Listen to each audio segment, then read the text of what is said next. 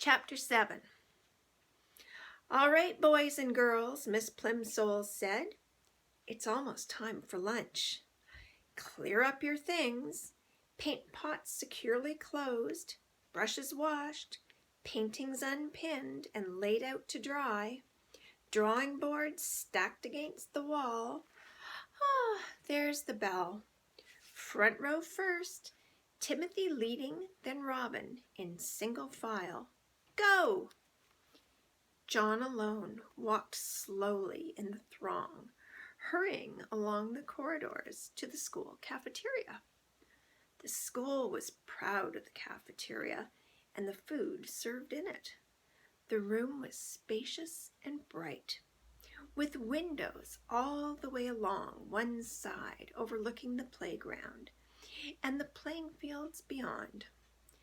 The opposite side was wholly taken up by the shiny silver service counter. Several boys and girls were already settled at tables by the time John took his place in the line. Enviously, John noticed a boy at a nearby table suck at straws dipped in a milk bottle that was dull with frost. John could imagine the refreshing taste of cold, creamy milk. At another table, a group of girls were eating fat red cherries. John could almost feel the firm fruit on his tongue and the pleasure in biting through the tart, juicy pulp. The cherries must taste good. They must be thirst-quenching. John unhappily took a tray from the pile and slid it along the rails in front of the top of the counter. He put a paper napkin, a glass, and a gleaming spoon, a knife, and a fork on the tray. It seemed hardly worth the while, but he felt like he might as well try the food and drink.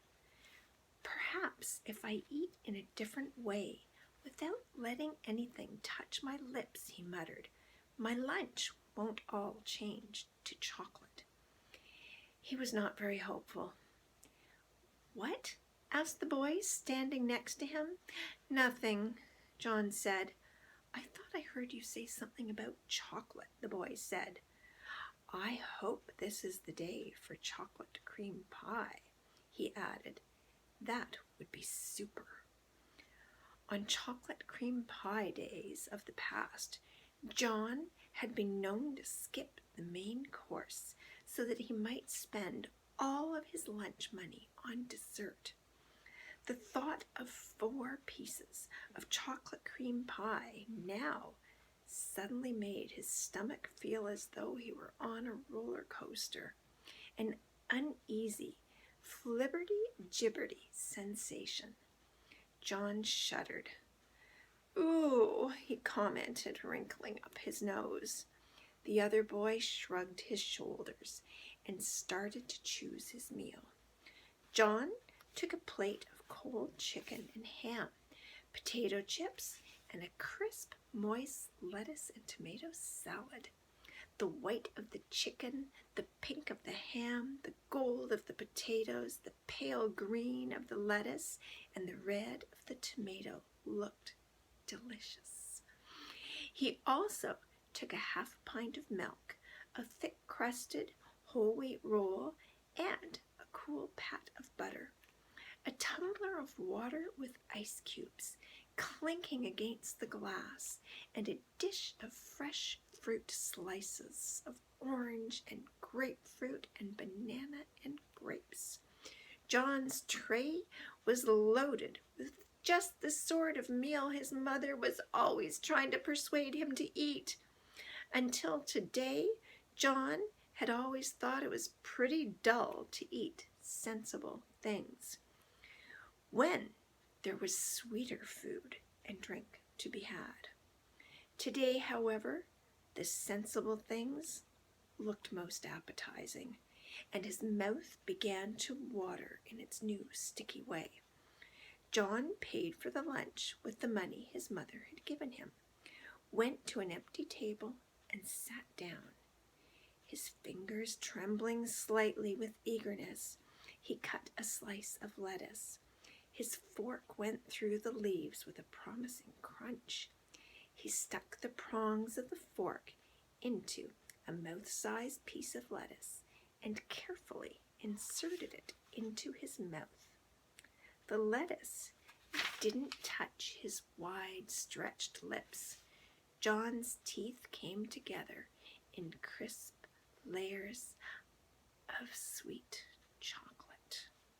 He took a small piece of potato chip, tilted back his head until he was looking straight up at the ceiling, and dropped the morsel straight down his throat. He felt it go down, a sharp fragment of sweet chocolate. He tried the milk, the ice water, the fruit. Every solid and liquid that he sampled was transformed as soon as it entered his mouth. Then he became aware of a shocking novelty that he hadn't noticed at breakfast. At the rim of each glass, there was a small semicircle of opaque brown.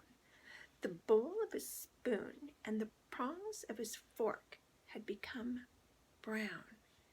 As John watched, horrified, the areas of magic chocolate slowly spread until at last the glasses and cutlery were all solid chocolate. The trouble was unquestionably growing worse. John's scalp tightened with fear. "What am I going to do?" he asked himself miserably. Oh dear, what is going to happen to me?" Leaving his tray of chocolate food and drink and utensils, John stumbled away from the cafeteria and out to the playground.